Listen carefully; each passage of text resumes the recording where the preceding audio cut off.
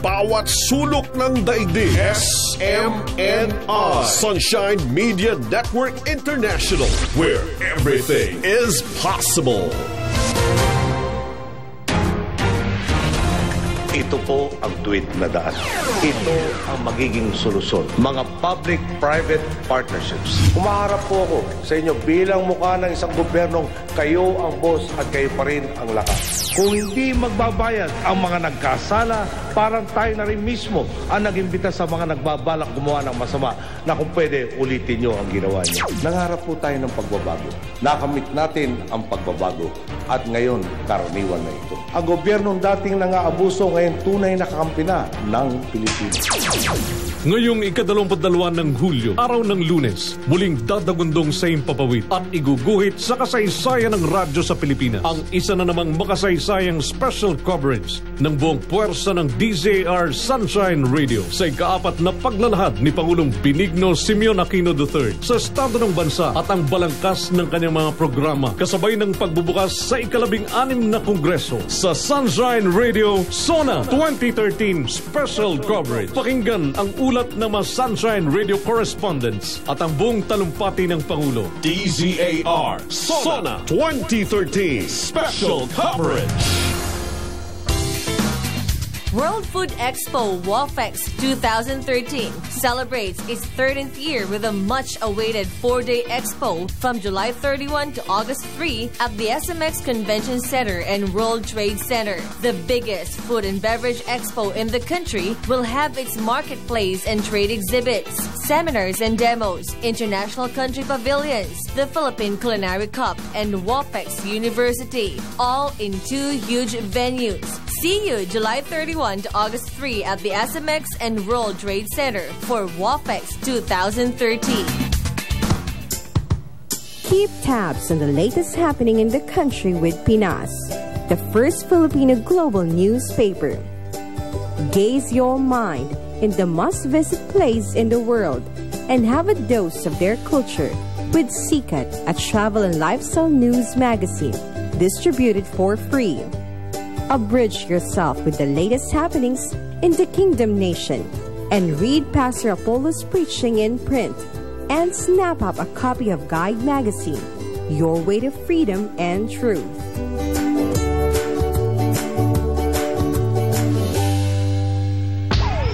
DZAR 1026 Sunshine Radio, kapartner mo sa balita at serbisyo.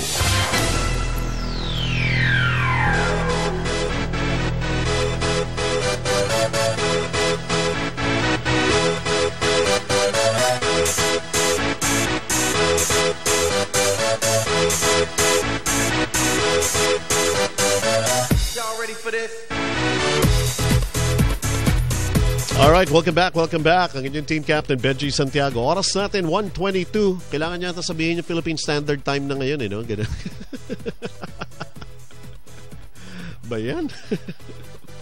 Anyway, sabi ko nga sa inyo, no? Para doon sa ating, lalo na yung mga kabataan, no? Kuminsan, eto, maski nung nasa States ako na pasyal, although bawal lang sila sa mall, sa loob ng mall, yung mga nag-skateboard, you know, pero marami ang nahihilig rito, no? At saka BMX and those kind of things. And of course, nagkakaroon tayo kuminsan ng pagkakataon na napapanood natin sila sa mga sports channel on cable.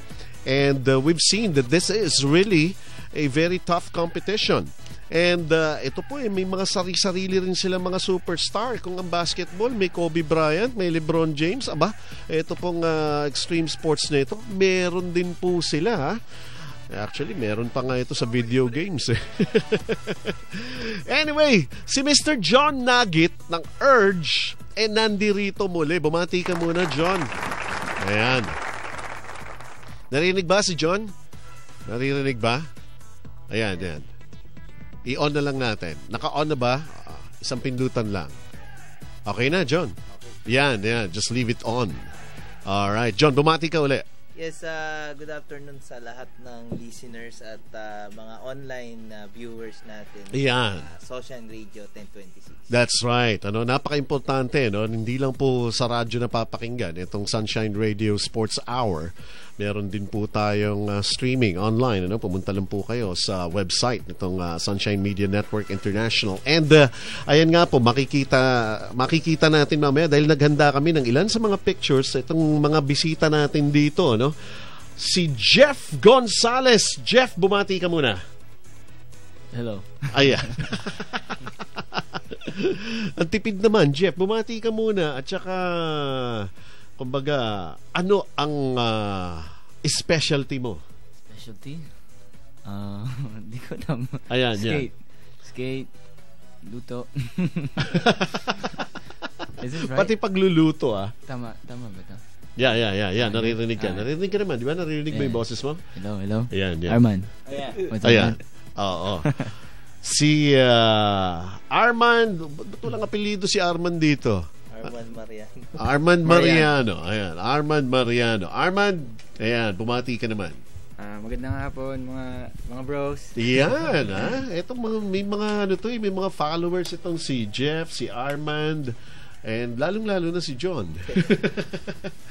Anyway, John, kwentuhan mo muna kami, no? Dahil about 2 or 3 weeks ago na bisita kita rito. Yes. And we were talking about ang ilan sa mga activities ninyo na inihahanda para nga dito sa inyong mga events, ano? Yes, sir. At yung participation ng ilan sa ating mga athletes na rin, mga sportsmen natin, ano? Dito sa, patatawag din natin to extreme sports, no? Yes, sir. Yan.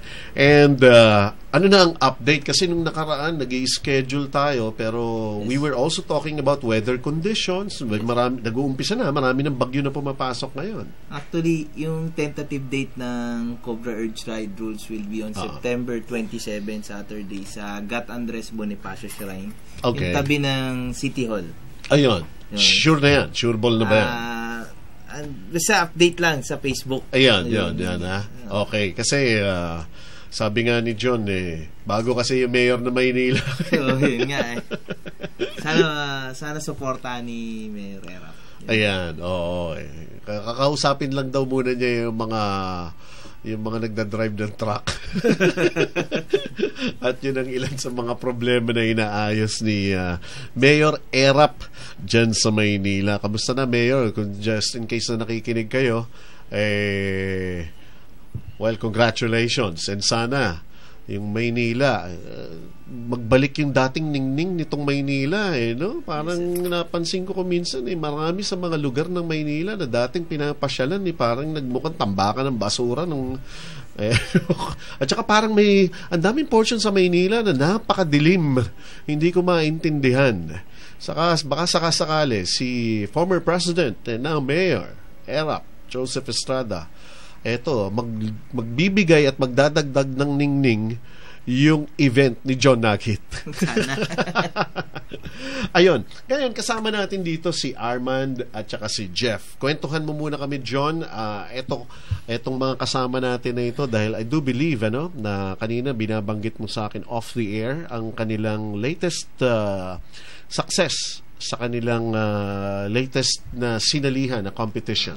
Actually, Urge is a supporter ng extreme sports since 10 years ago pa. So, very proud kami na nakakuha kami ng medal ulit sa Asian Extreme Sports Championship. So, Asian Extreme Sports Championship. Yes, saan ginawa ito? Saan ba siya, Arman, ginawa? Sa Malaysia, KL. Sa Kuala Lumpur, sa KL, sa Malaysia. And kailan ginawa ito, Arman? June 29. June 29, 30. Bago lang, at least, June 29. Now, si Arman, ikwentuhan mo muna kami. Ano bang, skateboard ka ba? BMX. BMX. Okay. Kwentuhan mo muna kami patungkol dito sa BMX na ito. Ilang bansa ang kasali? 17 Ba, countries. ang dami 17 countries. Ano yan? Southeast Asia lang yan? May kasamang Amerika? Merong Asia. Kaya buong Asia. Sino ba yung usually na malalakas nating competitors pagkadating dyan? BMX ito BMX. Thailand, Taiwan, Malaysia, Hong Kong, Singapore, China, Pero ang malalakas talaga mga Thailand Iyon. sa Asia. Anong naiuwi mong medalya? Nag-bronze ako sa best trick. Nag-bronze ka sa best trick. Okay, sa BMX ito, no? Ilang events bang ginagawa pagka BMX? Meron kasing skate park competition, saka meron ding minsan may street competition, pero ngayon yung skate park halo na yun. Street saka mga skate park, mga ganun. Park. Pero yun ang sinalihan mo? Ang sinalihan ko dalawa, bali yung skate park saka yung best trick. Yung best trick. Bronze ka, meaning that's third place. Sino ang nag-silver and sino nag-gold? Taiwan yung nag-first saka second, Taiwan. Parehong Taiwan. Talagang ano natin yung Taiwan, ha? Sa skate park Thailand. Pero wala kang napanalunan na medalya doon sa skate park. 6th place lang. 6th place. 6th place lang. 17 countries yun. Diba? Yung maganda-gandang achievement na rin yun. Kahit papaano. Kwentuhan mo muna kami. So, is this your first time na lumahok sa ganitong klaseng competition? Maraming beses na. Maraming bansa na rin nasalihan ko. At saan-saan ka na nakapunta ng mga bansa? Malaysia, Thailand, Singapore, Korea, Indonesia. So ito yung latest, yung ginanap sa KL. Ito yung latest. Yung huli na 2010 pa yung Taiwan. 2010 tapos lately ka lang uli sumali. Ngayon lang bali medyo nagpahinga-pahinga rin. Dahil nung nakaraan, mga year 2004 straight yun. 4, 5, 6, 7 hanggang 8, 9, 10. Puro international competition sinasalihan ko. International competition, which is usually held in iba-ibang mga bansa na yan. Pero eto, nakasubo ka na ba na sumali talaga yung parang hindi lang Asia ang kasama? Meron na sa Singapore yung parang BMX halos buong bansa, pati US kasama na. Yung mga idol namin nakalaban ko na rin. Sino ba idol mo? Marami. Sa ngayon, yung mga dating idol natin, tulad nila Dave Mira, nakalaban ko na rin sila. Ilan taong ka na ba, Arman? 34 na ako. Ano bang dito? Meron ba tayong age limit dito or something? Or ano? Wala naman. As long, pero kaya pa. How long have you been into this sport? Nag-start ako mag-BMX siguro mga 13 years old, pero nag-start ako naman compete mga 16 years old, dire-diretso na yun. Sinasalihan ko talaga yung mga local event dito hanggang sa pumasok na yan sila mga si Urge nagpapa-event na ng mga extreme sports. Yun, hindi ko na pinalalagpas yung mga event na yun, sumasali talaga ako. Etong sinalihan mo muna dito sa Malaysia and nakapag-uwi ka ng bronze medal, meron din bang cash prize ito? Ang totoo niya, yung best trick, meron siyang, yung first lang talagang merong $1,500 US. Okay. Yung second, third, wala na. Wala na. Pero sino nag-finance papunta sa'yo na para mapunta ka ng KL? Yung Asian Extreme Sports Federation. Okay. Sila yung, meron silang yung host countries. Sila yung naghahanap ng mga sponsor ng mga athlete. Para mapadala sa mga iba-ibang bansa. Tulad yan, Malaysia, kung doon sila nag-host, sila yung naghahanap tulad ng yung sponsor namin doon, AirAsia. Okay. AirAsia was able to support you para makapunta ka ng KL. Ayun. Okay. Now, si Jeff naman. Jeff, yung iyo namang latest accomplishment, ang iyong conquest. Skateboard to no? Skateboard. Yeah, skateboard naman. Kwento mo naman kami, yung latest mo? Latest, sumali ako sa Malaysia with Arman and magkasama kayo during that time. Yeah, okay. There was skateboard, BMX and inline. Tapos I got second place. So second place. Silver medal, I think. Silver. Silver. Yung silver. Ito ba may cash prize naman ito para sa skateboard?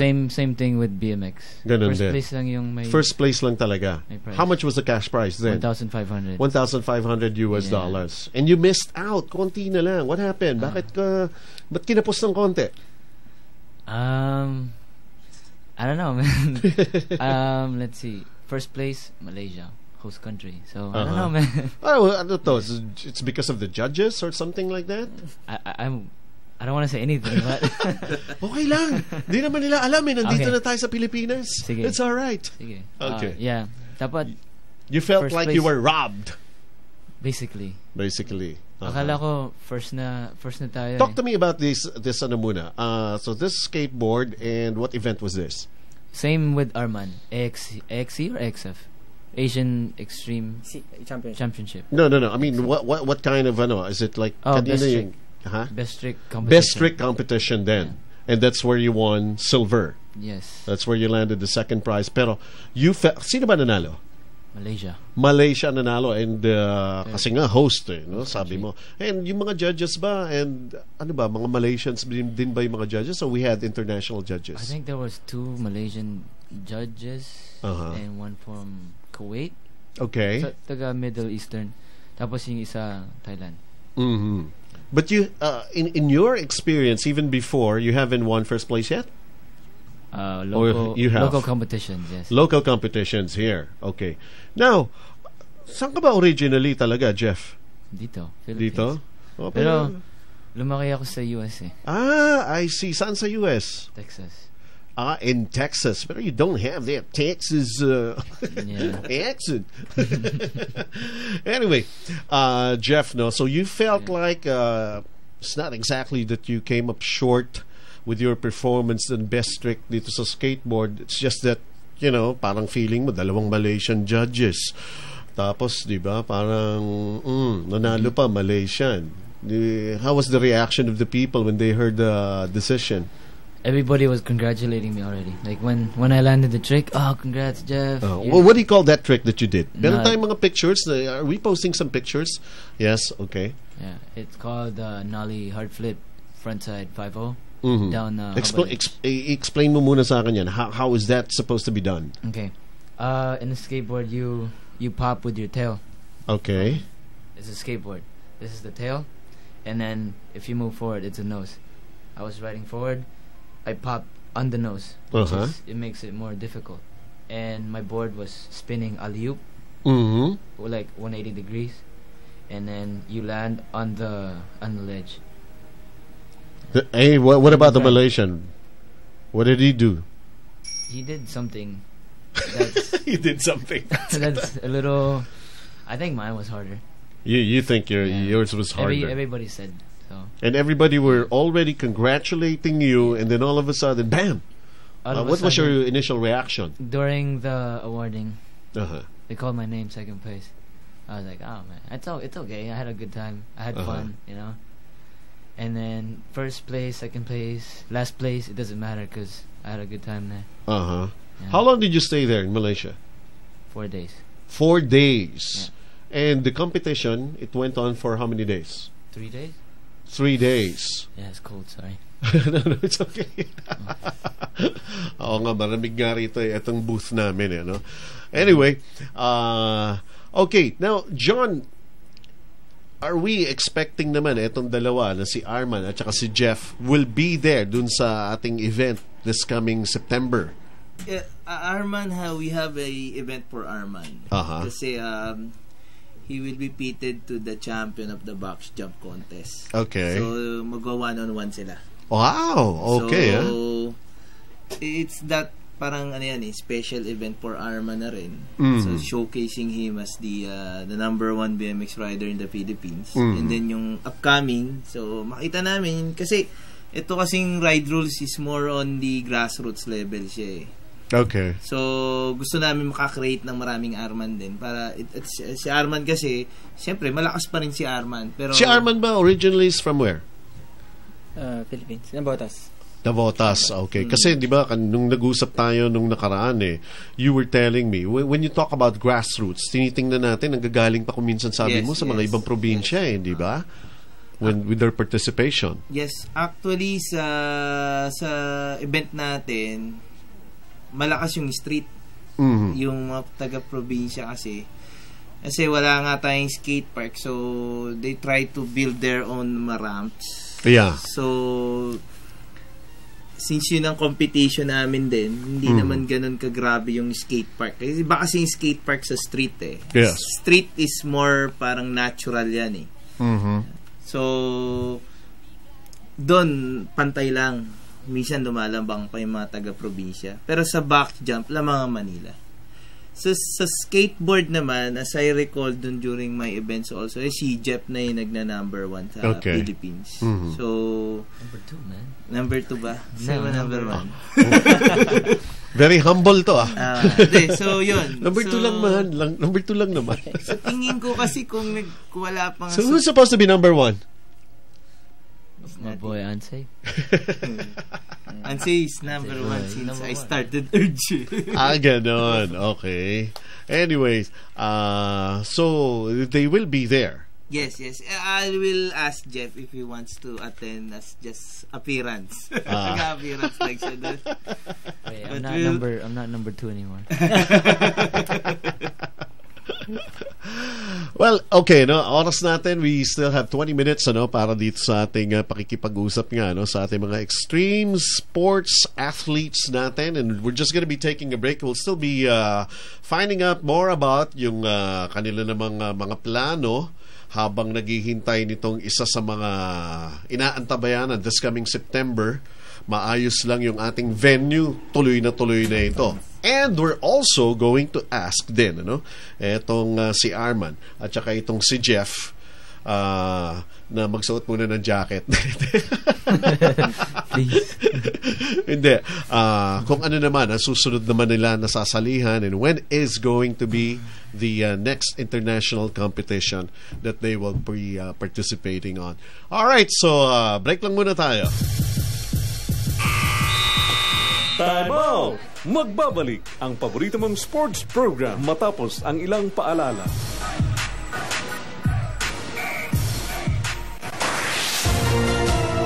Sa Pilipinas, iisa lang ang bagong bukang bibig. Ang media network na nakakarating sa bawat sulok ng daigdig. SMNI, Sunshine Media Network International, where everything is possible. Ito po ang tweet na daan. Ito ang magiging solusyon. Mga public-private partnerships. Kumaharap po ako sa inyo bilang mukha ng isang gobyernong kayo ang boss at kayo pa rin ang lakas. Kung hindi magbabayad ang mga nagkasala, parang tayo na rin mismo ang nag-imbita sa mga nagbabalak gumawa ng masama na kung pwede ulitin nyo ang ginawa nyo. Nangarap po tayo ng pagbabago. Nakamit natin ang pagbabago at ngayon karaniwan na ito. Ang gobyernong dating nangaabuso ngayon tunay na kakampi na ng Pilipinas. Ngayong ika-22 ng Hulyo, araw ng Lunes, muling dadagundong sa impapawid at iguguhit sa kasaysayan ng radyo sa Pilipinas ang isa na namang makasaysayang special coverage ng buong puwersa ng DZAR Sunshine Radio sa ika-4 na paglalahad ni Pangulong Benigno Simeon Aquino III sa estado ng bansa at ang balangkas ng kanyang mga programa kasabay ng pagbubukas sa ika-16 na kongreso sa Sunshine Radio SONA 2013 Special Coverage. Pakinggan ang ulat ng mga Sunshine Radio correspondents at ang buong talumpati ng Pangulo. DZAR SONA 2013 Special Coverage. World Food Expo WAFEX 2013 celebrates its 13th year with a much-awaited 4-day expo from July 31 to August 3 at the SMX Convention Center and World Trade Center. The biggest food and beverage expo in the country will have its marketplace and trade exhibits, seminars and demos, international country pavilions, the Philippine Culinary Cup, and WAFEX University, all in 2 huge venues. See you July 31 to August 3 at the SMX and World Trade Center for WAFEX 2013. DZAR 1026 Sunshine Radio, kapartner mo sa balita at serbisyo. Welcome to the big show. He could go all the way.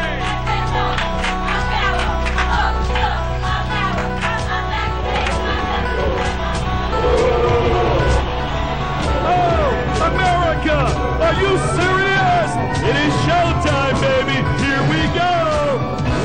Alright, welcome back. Muli po, magandang hapon and nice weekend sa lahat ng ating mga teammates who are tuned in right now. I just would like to make mention yung ating schedule for the UAAP Season 76 na gagawin po sa MOA Arena. In just about a few minutes, yung first game nila kasi 2 o'clock, ang UE Red Warriors will be going up against De La Salle University. Ang UE is currently 2-3 ang kanilang win-loss card, samantala ang De La Salle naman is 2-2. And then in the second game, ang NU Bulldogs, which is toting a 3-2 win-loss card, will be going up against Adamson University. Na 1-4 ang kanilang kartada. Yan po sa UAAP. Sa NCAA naman, Season 89 sa San Juan Arena. Ang first game mangyayari 4 o'clock in the afternoon. Ang Lyceum will be going up against Letran sa first game. And then ang San Beda Red Lions will be going up against the JRU Bombers in the second game. So yan po ang schedule natin para sa college basketball. And welcome back. At kasama pa rin po natin ang ilan sa ating mga extreme sports athletes. Si Jeff Gonzalez, skateboard, si Arman Mariano, BMX, and of course si Mr. John Nagit, ang nagbibigay ng posibilidad na talagang magkaroon ng exposure ang ating extreme sports. Ang Urge na inaantabayanan lang na makakuha tayo ng maganda-gandang venue at saka maganda-gandang panahon. Yan ang pinaka-importante, maganda-gandang panahon. Anyway, John, eto kasi talaga medyo sunod-sunod na yung pasok ng mga bagyo. Yes, sir. And pagka ganito ang takbo, medyo konti nababawasan ba yung ating mga activities na ginagawa? Well, pag mga ganito, sir, June hanggang August, expect mo na yung rains medyo, tsaka yung weather natin medyo unpredictable talaga. Kaya nga, almost everywhere naman yan, Pero pag bare months na, then you start na yung amihan Pag amihan kasi hangin na lang yan Pero mayroon pa rin talaga expected na typhoons, tsaka syempre rains pa rin. September, October, November, yan. Pero hindi ganun kagrabe ng June hanggang August. Ngayon, siguro matanong ko si Arman, pagka usually ganito, like yung panahon natin, maulan and everything, so paano ba? Tuloy-tuloy pa rin ang training natin? Tsaka saan yung ginagawa ngayon yan? Yan ang madalas na problema namin. Kasi walang indoor skate park na pwede namin pag-practicean. Kaya talagang mahanap kami ng oras sa yung magandang panahon. Tsaka kami talaga sumisingit maglaro, mag-practice. Basically, being an athlete dito nga sa yung mga sinasalihan mong mga activity, ano ba to? Meron ka rin ba? Kasi like some of the athletes that we know, and it's an international thing that they have been doing, meron sila mga agent, merong manager. Do you have an agent or a manager who takes care of your career dito? O sariling kayo dito? Sa totoo lang, sarili lang. Pero halos nakikipagtulungan ako tulad na mga nagiging sponsor ko. Yan, si John, nagpapatulong din ako sa kanya sa mga... Sino yung mga sponsors mo pa? Sponsor ko si Vans, si Fox Racing, tsaka GoPro sa Key Dance Bike Shop sa Makati. Ayan. Yung klase ng suporta na binibigay nila sa'yo? Binibigyan nila ako ng mga monthly na magagamit ko. Yung mga gamit, okay. Tapos pag tulad ni Vance, pag may event kaming international, binibigyan nila kaming konting budget para ayos naman. Ayan. Si Jeff naman, you talk to me about, with this kind of weather that we're having lately, medyo rainy season ito, stormy weather. Same thing. It's the thing. Same thing. Same with BMX and skateboard. So you're having a hard time. It's like parang, oh gosh, diba? Mahirap yung kasi parang kakalawangin ka. And, the rainy season here just doesn't happen in 1 month. Diba? Usually 2. Sometimes it reaches even 3 months. Diba? Every day. Yeah. So, paano ngayon yun? How do you, keep yourself in shape? When it rains, we don't skate or we don't ride our bikes. Or he doesn't ride his bike. That's the only thing. Like, when there's sun, we're excited. Excited to go out and skate. Yep. Now, matanong ko lang, si Arman muna, no? Now, for some people who are into this, kasi, kumbaga, parang, we're encouraging naman, yung ating mga kabataan, to enter into sports, and if they could really excel in it, why not? Pero, talk to me about yung yung education mo. Have you finished college or something like that, or what? Nag-vocational lang ako 1-year course ng machineries, mga ganun. Parang mga late machine, ganun. Kasi ang naging business ko, bike shop din. Tapos nagkaroon din ako ng sariling brand ng BMX, like parang signature brand ko. Alright, Scrap Bikes. Yun yung nagawa ko. Kasi nag-start din ako sa family ko. Lumaki ako sa junk shop, ang business ng parents ko. Tapos naisip ko na okay yata gawing scrap bikes, naging brand ko. Kasi naggaling din sa mga konting junk yung ibang bike ko dati. Nag-start ako doon hanggang sa naisip ko mass production ng made in Taiwan, ganun. Tapos dito mas makakamura sila, tsaka yung alam ko kung ano yung mga gusto at tsaka mga kailangan ng mga BMX parts. Promote mo na, sige na. Medyo pigil pa nararamdaman ko pigil hindi naman yung scrap bikes yun ngayon kilala na rin din sa Pilipinas, saka sa ibang bansa nakakarating na rin, mga umorder din sa akin mga halos ibang nakakalaban ko na medyo na na rin sila sa scrap bikes, parang okay, mura na, matibay pa, ganun. Saka yung specs ng gusto ng mga rider alam ko, saka lalo na sa mga Asian tulad natin, alam ko yung mga size na babagay sa atin. Kasi iba yung sa mga US brand, medyo pang malalaki talaga pang malalaking mga 6-footer na rider, mga ganun. So if they want to get in touch with you, kunin yung opinion mo about certain things, so meron silang kailangan, how are they supposed to contact you? Sa Facebook, marami akong friends doon. Doon nila ako na-message. Doon sila nag-order sila sa akin everyday, mga by shipping, kahit sa buong Pilipinas halos marami akong kakilala na BMX rider. Nagsiship na lang ako sa kanila, mga very good nila. Ayun, that's very encouraging. Si Jeff naman, ano naman ang racket natin, Jeff, when you're not riding, when you're not on your skateboard or competing? Recently, I just graduated from college. That's good. Congratulations. Anong course? Nursing. Nursing. All right. Yeah. And while I was going to school, I was skating at the same time. Yeah. I was joining competition. And then my winnings with cash prize, I would save it and pay for my own tuition. Wow. Very good. So very I helped good, out my parents a little bit. Yeah. And then my mom. Your parents are still in Texas? Yeah. So what? You're all by yourself in here? No. Well, before, but now I live with my little brother and my little sister. Yeah. And then I helped out my parents, and my mom still doesn't want me to skate. Okay. Yeah. Pero ano pa magagawa, di ba? Yeah. I'm already here, man. Yeah. She can't stop me.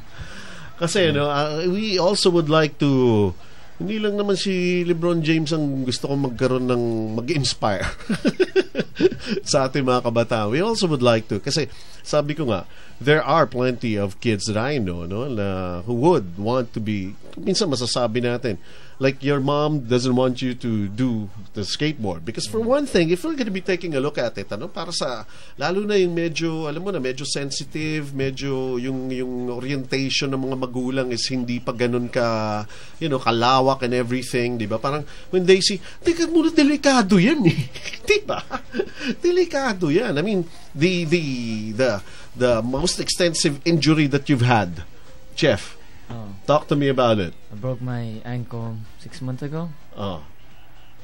From where? That's a competition or just practice? Just skating. It was in Hong Kong. Okay. And I went off a ramp, and I wasn't thinking in the air. I was high in the air, and then at the same time I was blanked out, and I landed wrong on my ankle, and it just snapped. Yun nga, diba? It's a good thing. It's just your ankle, diba? And I had to get surgery. Yeah. I had to go through therapy. Wow. And how long did that take? Therapy was only like 2 months, 1 month. Well, sayang din yun, no? Yeah. And then I was scared to join the competition with them because I thought I wasn't ready. I gave it a try and it was good. Yeah. Sayang, kung hindi ka siguro na-injured, baka gold. You never know. Di ba? Ayun. Ikaw naman, Arman, ano naman yung... for one thing, you might have started, so you were talking to me kanina yung kung paano nagsimula ito, na meron ka ng business and everything, pero riding, kahit paano, may pag-aalala pa rin, yung ibang nangangalaga sa'yo di ba? Ano yung mga injury na natamo mo na para bang, kahit paano, baka nagbago na isip mo sana? Yun ang pinaka mahirap sa sports namin. Extreme sports talaga medyo delikado. Hindi na iwasan yan. Minsan, ako tulad ko, marami na rin akong na-injured Injured na yung binte na nagganon din, nag-crack din. Yung dalawang tuhod ko, nag-loose, lumuwag na talaga. Tapos yung pinaka-worst ko, yung dito sa spinal C6, nagkaroon ng lines. Nabagsakan yung ulo ko ng bike ko mismo. Okay. Bali, during sa competition pa yun. Pero yung time na yun, yung first na nag-gold ako sa Asian X Games dito sa Pilipinas. Yun yung nag-start na talaga nag-champion ako straight. Ganun. Pero nakapag-ride pa ako nun habang na-injured ako noon. Pinainom ako ng doktor na dahil sabi ng doktor doon na sports medicine. Sabi niya, kaya mo, sayang. Pero hindi namin alam na meron palang lamat na yung thesis ko. Pero sabi ko, gusto ko rin talagang ituloy itong laban Kaya gusto ko talagang manalo, gusto ko talagang mag-champion na yun. Talagang pinaghandaan ko ng todo. Pinainom siya ako ng 2 beses ng yung pain reliever na yun. Hindi ko na naramdaman yun. Pero kinabukasan talagang hindi ko na magalaw yung leg ko. Talagang yan, pina-check ko na, nakita sa x-ray. Kaya mga 3 months din siguro ako hindi nag-bike nun. Dahil sa leg, naka-neck brace ako. Ganun. Pero balik pa rin bike. Pero sa mga magulang namin, talagang ganun Talagang may pag-aalala, syempre. Hindi mo maiwasan na sabihin na maghinto ka na, huwag ka na mag-bike. Kung ano pa mangyari sa'yo. Always gonna be there. Yeah. Pero ganun talaga Siguro, kahit kami, pag na-injured kami, parang pag nakita namin mga kaibigan namin nagbabike, parang talagang gusto na namin magbike kahit na talagang yung tulad yung sa binti ko, na-sementohan yung binti ko. Sabi ng doktor, 2 to 3 months para bago makapag-bike. Pero 1 month pa lang, binaklas ko na siya. Tapos nagpagawa ko ng sarili kong brace na mismong nasa isip ko yung, siguro titibay ito pag nagkaroon ako nito. Nagpagawa ako nun sa upholstery, tapos nilagyan ng brace na parang aluminum. Ride na ulit ako. Upholstery? Sa upholstery, kasi doon sila yung mabilis magtahi, inisip ko. Speaking of injury, si Dan Lopez. Ayun, tulad isang kasama ko sa BMX. Dalawang bike, dalawang skate. During the best trick competition din, na upuan niya yung paa niya. Talagang ngayon may naka-cement yata yung paa niya ngayon. Medyo nagkaroon din ng lamat. Medyo matigas kasi yung rampahan dun sa mga ibang bansa hindi tulad dito, medyo yun pa isa those kind of conditions din hindi natin that's beyond our control already they're setting it up, most probably that's the way it looks, pero sabi nga natin yung surface hindi pareho di ba? Pati yung mga reduce niya, iba talaga tayo. So that makes it harder, di ba? Yes. Talagang competition talaga. Kumbaga, patas-patas din kami. Yung iba, kaya lang, yung tulad ng mga home court nila yun. Kasi, pero talagang may mas magagaling pa rin siguro. Anyway, si Jeff, he was asking me earlier off the air. Let me give you the opportunity right now for you to give thanks to your sponsors, to everybody who supported you, and congratulations. Kahit silver yun, that's an international competition, and that's already an achievement. Thank you. I thought we were gonna get first, man. Philippines first. Maybe it's not yet time. Yeah, it will come soon. Yeah, it'll come soon. And I would like to thank my sponsor, Aloha Board Sports, and Billabong, for helping me out with everything. All my skate, my gear, shoes, skateboard, everything.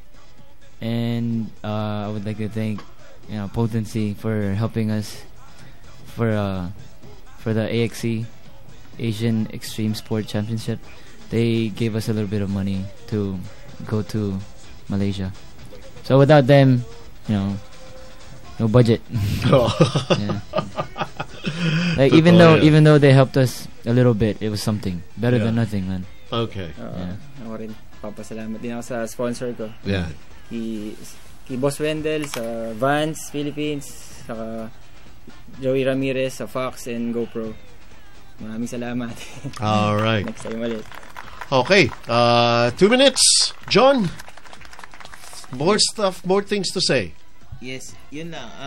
Kita nyo naman, wala pa tong skate park. 10 years ko nang ginagawa to, pero... Kaysa sabi ko nga kanina yung ating mga government official, kaysa kung saan yung dinadala yung inyong mga pork barrel. Can I say something too? Skate park. Ha? Baka pwede tayong magkaroon ng mga proyekto na ganyan. At kita nyo naman, wala pa tayo ng mga ganon. Kahit pa paano, may second place tayo, may third place tayo, di ba? At saka problema nila, pagka ganito yung panahon natin, wala silang mapag-insayuhan dahil wala tayong indoor venue.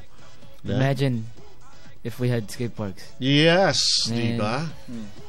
Pwede tayong mag-excel, di ba? Naging magaling kami sa mga best trick kasi nandyan talaga yung galing eh. Kaya lang yung resistensya ng skate park, iba. Yung skate, buong course mong gagamitin. Wala kami dito nun. Kaya yung doon kami kulang. More participation in different events so that more chances of bringing more honor para sa ating bansa. Anyway, the achievements that you've made, Jeff, congratulations. Thank you. And Arman, Mariano, and of course si John. September, paayos natin kay Erap. September 27. Kay Mayor Erap, alright. Now, for anything, John, don't hesitate. Give me a call. At para meron pa tayo may hatid dun sa ating mga... Iba yung sa inyo eh. May sarili kayong followers eh. May sarili kayong NBA eh. Alright, so mga teammates yan po, yung ating mga nakasama rito, no? Mr. John Nugget, of course, si Arman Mariano, Jeff Gonzalez, at sa inyo lahat mga teammates, thank you very much for spending time once again hanggang sa susunod po na weekend para dito sa ating palatuntunan Sunshine Radio DZAR Sports Hour. Meron tayong Facebook, DZAR Sports Hour. You can follow us on Twitter. Ano yung Twitter natin dito? DZAR 1026 or hashtag Sports Hour. Ayan. Alright. So, kay Bernard, yung ating mga, sa susunod pa naman ating mga guest, si Bernard Ferrari, yung ating producer. Ito po ang inyong team captain, Benji Santiago. Thank you very much. Have a nice weekend, everybody. Philippines, one nation, one team. Stand tall when they're calling you out. Don't bend, don't break, baby, don't back down. These are my confessions. It's now or never. I ain't gonna live forever.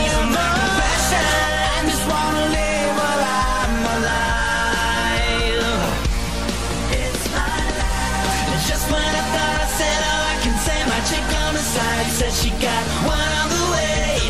I just wanna live while I'm alive. It's my life. Nabitin ba kayo mga teammates? Huwag mag-alala.